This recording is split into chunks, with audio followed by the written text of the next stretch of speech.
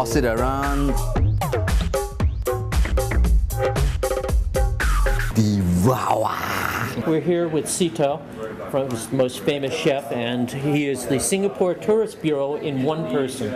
We're in the test kitchens over here of Devour magazine. Sito will run us through some of the famous hawker food of Singapore. What is hawker food? Oh man, What's the what is tradition? hawker food? How many hours do you have? It's not just food served by itinerant little street food vendors on the street. They have been taken off the street some 30, 40 years ago, housed in huge complexes. And one huge hawker center complex consists of about 150 to 200 tiny little 10 by 10 specialist hawkers. That's just one hawker center, and we have about 120 such hawker centers.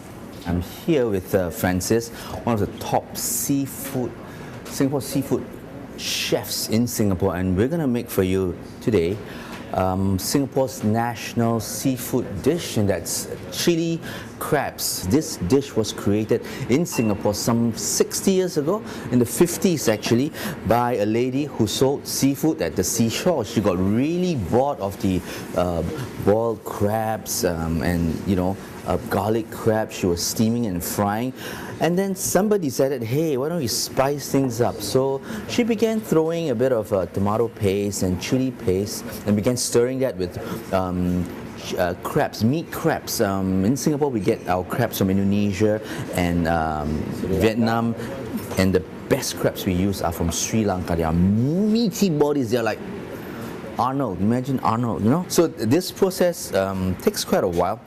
He's basically stir frying, tossing, till all the ingredients begin to sweat.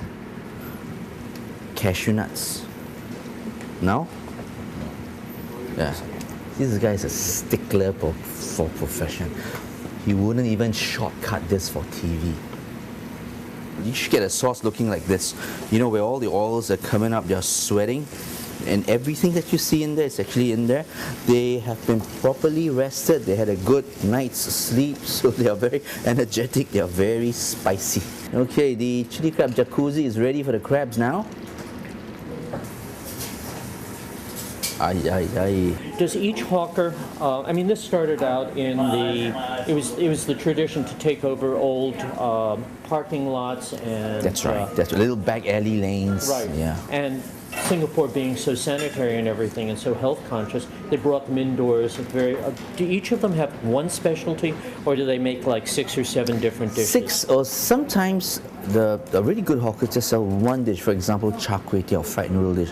Just one wok, one man, because these kind of foods are so iconic. People just go to one hawker to do one type. So if you're say selling a Hokkien, a South China noodle specialist, so you may do 3 or 4 different versions of, say, fish ball noodles, fish cake noodles, sliced meat noodles. So it is technically one type of street cuisine, but there are 3-4 varieties in there. This is William here, one of our top chefs in Singapore, and we're going to make laksa from scratch. The name laksa has a couple of theories. Some say it's a Sanskrit word that means 10,000 of everything, because there's 10,000 ingredients here, what looks like 10,000 ingredients here. Another theory, it's a South Chinese dialect that means spicy sands. That's right. It's made up of a lot of blended this and that, and with coconut milk and chili and blah blah blah blah.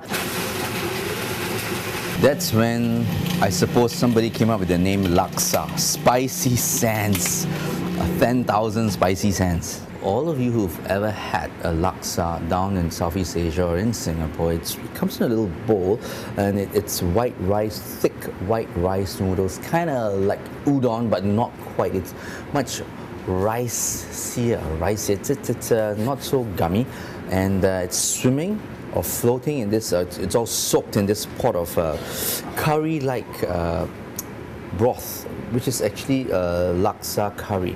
And they top it with fish cakes. Some put prawns in there, and some back in Southeast Asia we top them with blood cockles, which is not easily available in the Americas. And there is bean sprouts, and we also add as a topping this very fragrant bits of leaves, chopped a bit of leaves called daun kassom, which is essentially Vietnamese coriander. The interesting thing about Singapore food is that wealthy people go out, rather than to restaurants, they go out and do the street food there. Not rather than, but in addition to. I mean, it's part of the heart and soul of Singapore to do this. It's so spot on, you know. I was just telling somebody, even if you're a millionaire or a hundredaire, you know, everybody enjoys street food because it's soul food, it's comfort food. Even if somebody can afford to go to Pathé or your Thomas Keller restaurants every day in Singapore, they won't. Signing off from the Devour Kitchens here in Manhattan, New York for Devour TV. Here we go. Hey, wow. Hey, say something. Hey, not so fast. Hey, hello. Hey.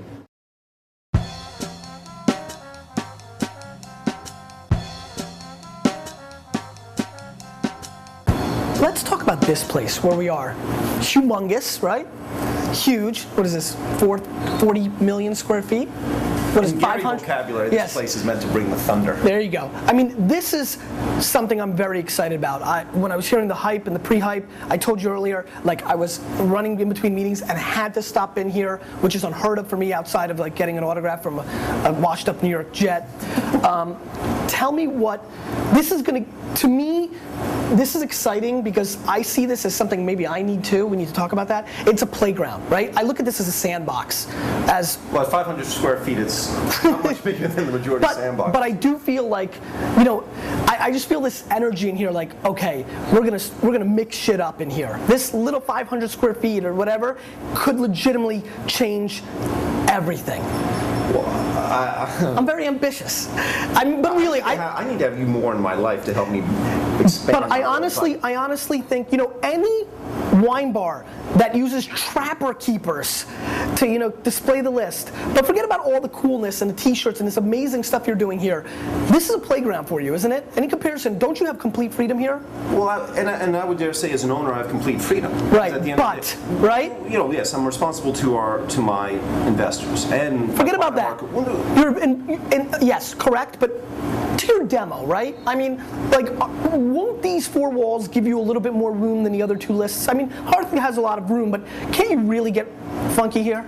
At the end of the day, truthfully, yes. At the three places, we do whatever the hell we want. Okay. And I think that's given us the reputation that we have. At the three places, the wine programs are vitally different. Correct. Yes, there is crossover wine. Right. Hearth is about seasonality in wine. NCMA is about old world versus new world. Sure. Even though those barriers are not so clear anymore. And then terroir allows me to focus on scary unclear, right? Sorry? Scary unclear. Scary unclear.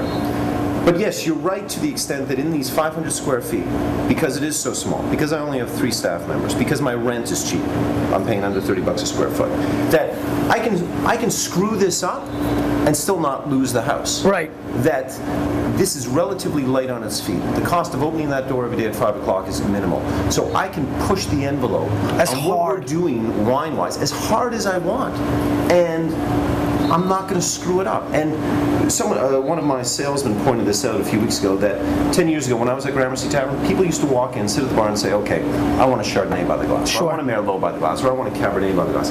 Now, it's a different dynamic. And are we in a different generation 10 years later? I don't know what that definition would be. But now people walk in and they say, let me see your by the glass list. They're not predisposed to having those wines. They may end up, but at least they're willing to look. And if they're willing to look because of the way we set up our program and how intimidating the list is, and it's purposeful, I apologize for that, but they're going to engage us in questions. And they're like, Zier Fondler, Mondelhur, Stadelman, Thurman region, I don't understand those. What is that?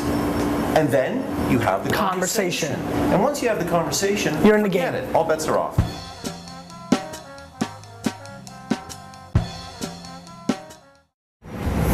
Hey, I'm David Rosengarten. I was born with a bottle of Riesling in my hands. Now, a lot of people think that Riesling is sweet. I got a beautiful dry one here. I'm going to confirm this with the man in the street. Rieslings are usually, that I've had, the past, a little sweeter, but That's what everybody does think. In Germany, they drink it mostly dry. There's a lot that are quite dry. It can be a very dry wine.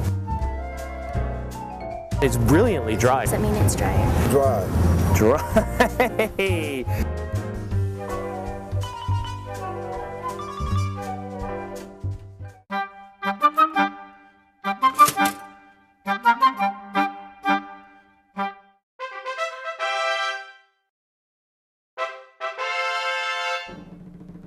Okay, here we are in northern Thailand. The Thai have a thing for pig. Roast pig, cooked pig, broiled pig, but especially baby pigs. Suckling pig is a national pastime. Everywhere you go, the Thai make it, the Chinese make it, all of the Southeast Asians. But in northern Thailand and Chiang Mai, we find the best. A friend likes to refer to it as alley cat pig because that's about how big it is. You skin the pig, gut it, bone it, and then you chop it up into little crispy pieces.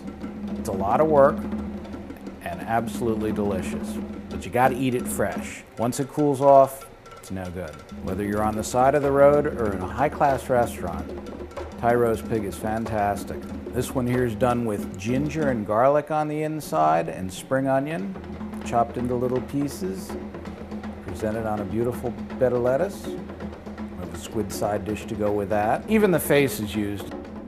In the typical Chinese place, you've got shark fin and vegetables. Your hors d'oeuvres are made from fish sausage, pig's ears, pig's intestine. You can have it with abalone, brown sauce, asparagus. Presentation is always with a lot of dishes, but the center is the pig. It's crispy, it's thin, it's delicate, it's delicious.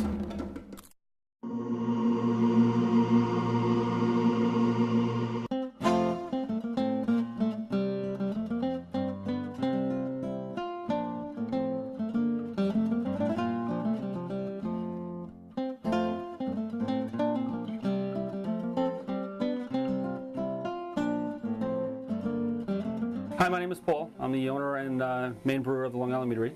We've been open here since November of '04, so that's about 3.5 years, and we make mead. Mead is another term, or a more common term, for honey wine. It's a product using honey as the main sugar source, meaning there's no grapes, there's no barley, there's no grains. Sugar is provided from the honey itself. In the middle 1600s, there was one brew pub to every 50 people in Great Britain. Why? Because it was the only thing that was safe to drink. It was cleaner than the water because to make beer you had to boil it. I started on mead by going to a Renaissance fair, effectively. I tried it. I got a bit of a sweet tooth, it's true. I tried it for myself. I was like, wow, this is nice. It was enough to get me saying, well, where can I find this? And since I couldn't find it anywhere, I decided to make my own. You have your gimmies as far as customers. The pagans and the other alternate religion people, they're of course all big into meads. And other natural things. The medieval people, the SEA, the medieval group that I personally belong to, Renaissance fairs, of course, anybody can go there and find it. That's usually what people come back from a Ren fair saying, oh, I had mead. Put up a batch. First thing obviously is you got to sanitize all your equipment. You're talking nearly an hour to get everything done because there's a lot of different pieces that have to be assembled for this. Once you're done there, next thing you start filling the tank with water and mixing your honey. That's one of the longest processes because honey is slow and takes its time. While I'm doing this, the only thing that's going through my mind is, Paul, don't fuck up. Paul, don't fuck up. If you dump it in too fast, the honey goes right into the pump and the pump stops short. That's bad. Oh, the I is just the turbulence coming up from the bottom. It just means that the honey is finally mixed through so I can dump the next bucket in.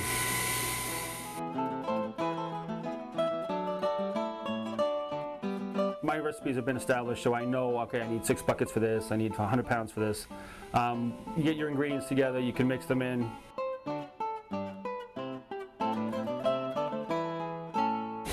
Well, we don't want to lose the skins because actually most of the flavor in any given fruit comes from the skin.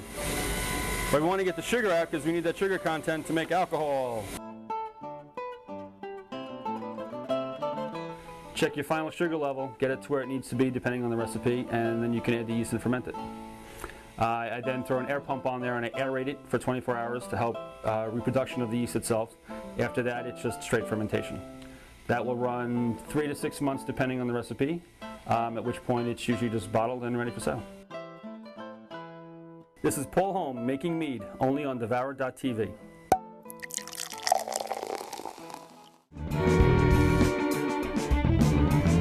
How to sear mushrooms.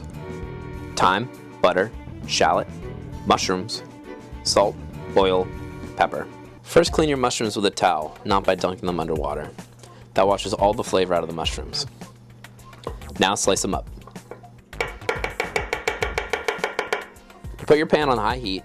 When it's hot, add the oil and then a small amount of the mushrooms. If you add a whole bunch at one time, all the water comes out of the mushrooms and they steam. They don't fry. This means they get soggy and pale instead of crisp and golden. Once the mushrooms show a little sear, add a little bit of the butter and then the shallot and the thyme.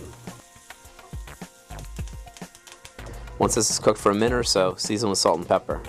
Remember that salt always draws out moisture, so it's important to add it to your mushrooms at the end. Now take them out of the pan and get on to the next batch.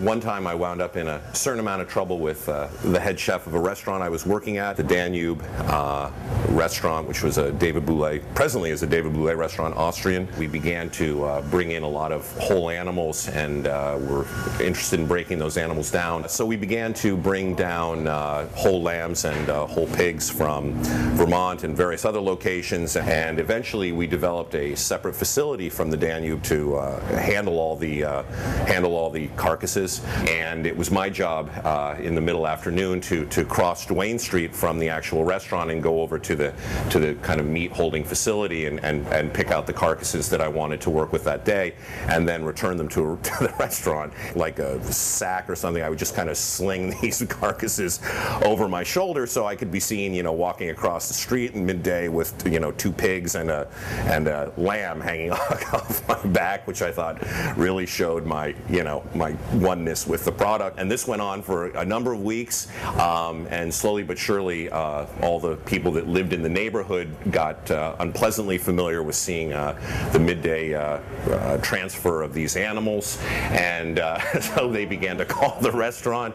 And one day when I was kind of just about to cross the street and bring all my animals back over to the restaurant, Chef Bouley called me into the office and told me I would have to come up with a different transportation plan for my mise en place for that day.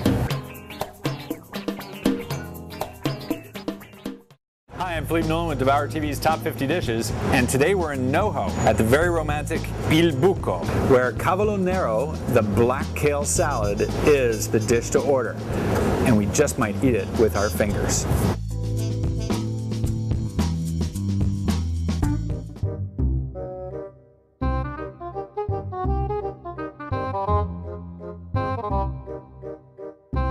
Alright, let's see if Philip is gonna like it. If not, he's gonna get choked by the chef. So let's check it out.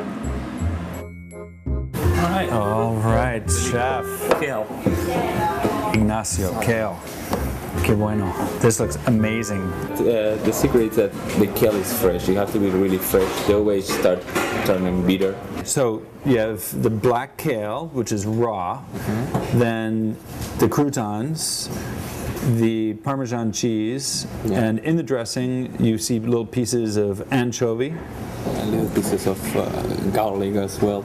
And then the vinaigrette seems to have something else in there also. We have lemon, we have red wine vinegar, garlic, and we have some raw egg in it. And I understand that this is going to be a bit chewy. This one is a tiny bit, but I like the texture of it. It's like you're biting, it's like you're like a cow, like working. It feels nice and grassy. Chef, salud. Salud. Let's give it a try. The black kale salad at Il Buco. I can feel that this is a strong leaf. It's not a wimpy little whatever.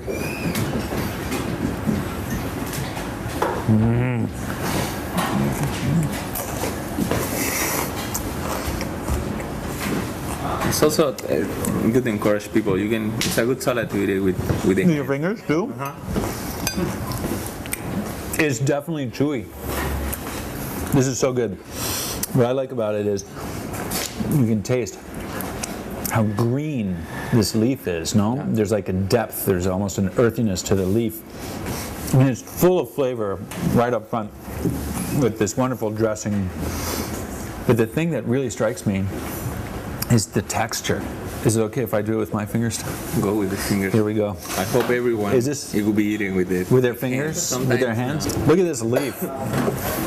Here's the leaf. Yeah, I mean, and that's the thing. You see what you're eating. You know what I mean? It's not chopped kale. It's what it is. You're getting a whole leaf of kale with the chunks of red. It's not really much secret, you know. I made my own little Cannelloni. of black raw kale. And then it goes, and there's a crouton hiding in the middle there, which I'm going to find. I'm so convinced now. This is addictive. You'll see it. Once you finish it, tomorrow you want to be like, where is the kale? Well, it's on the buco. So, come over. So, Chef, it's never that I go into a Mediterranean Italian restaurant and eat with my fingers, but I was very happy doing it here. This is a dish that has such beautiful power in its flavors, and how appropriate, because the kale, raw kale, is texturally a very powerful thing and very sensuous. It engages you to get a little bit primitive, I think. You use the perfect words: primitive, intense food. Top 50 dishes in New York City. The raw black kale salad at El Buco. Gracias. You're very welcome. Estamos.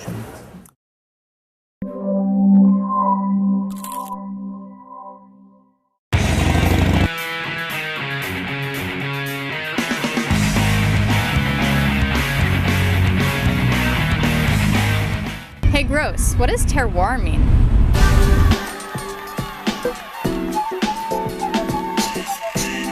Le goût du terroir. Does this wine taste from where it's from? It's a word, but it's more of a concept from the French. And there's three major components that go into this concept of terroir: grape variety, soil, and climate. And when you put all those three components together, you come up with terroir. When people talk about terroir in a wine, what they're talking about is, does this wine reflect where it's from? It's very conducive to natural winemaking. If the winemaker will let the wine make itself and just guide it along, and especially if you have very transparent grapes, like Pinot Noir or Riesling, that lets you know where they're from. Terroir is really site-specific or regional-specific. Or another great analogy to use is Jersey tomatoes. You're not getting Jersey tomatoes, but anywhere from Jersey. Or oysters. Oysters off of Long Island are going to taste different than oysters from the Pacific Northwest based on the waters they're from. They reflect terroir wonderfully. I hope you learned something today. This is John Grossweiler. Always be passionate, never pretentious.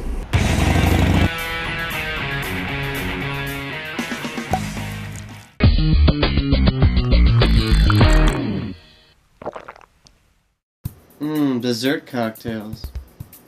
Like the post-coital cigarette, it's the perfect topper to an absolutely orgasmic eating experience. And today I've got an arousing drink with a titillating name.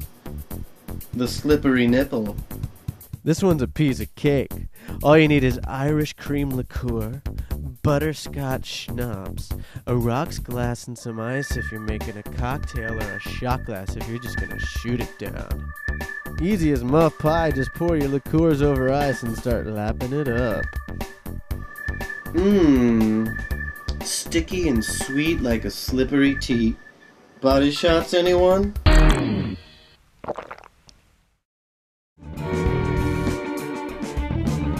How to make barbecue sauce.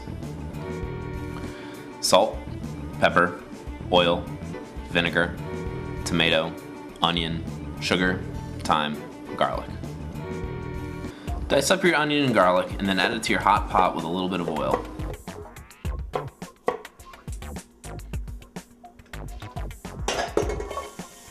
Season everything and sweat it down until translucent.